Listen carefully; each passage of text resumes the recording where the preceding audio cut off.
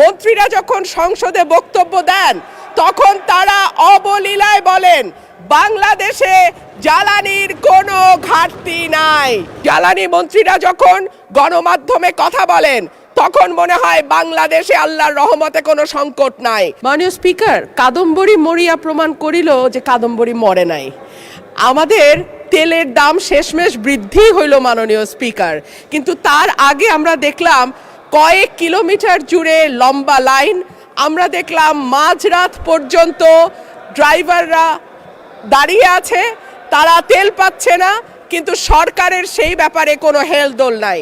আশ্চর্য হয়ে লক্ষ্য করলাম মাননীয় স্পিকার, মন্ত্রীরা যখন সংসদে বক্তব্য দেন তখন তারা অবলীলায় বলেন বাংলাদেশে জ্বালানির কোনো ঘাটতি নাই, কিন্তু মাননীয় স্পিকার যখন তেল নিতে যায় তখন দেখা যায় 3 কিলোমিটার লম্বা লাইন।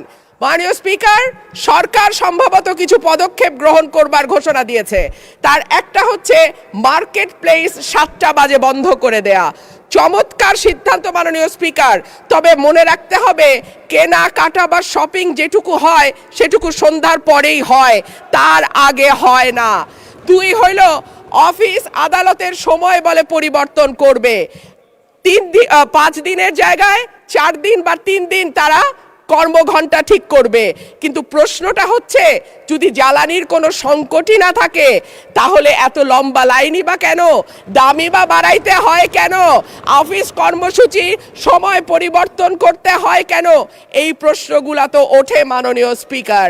মাননীয় স্পিকার, আপনার মাধ্যমে এই সংসদের কাছে আমি জানতে চাই, জ্বালানি মন্ত্রীরা যখন গণমাধ্যমে কথা বলেন তখন মনে হয় বাংলাদেশে আল্লাহর রহমতে কোনো সংকট নাই।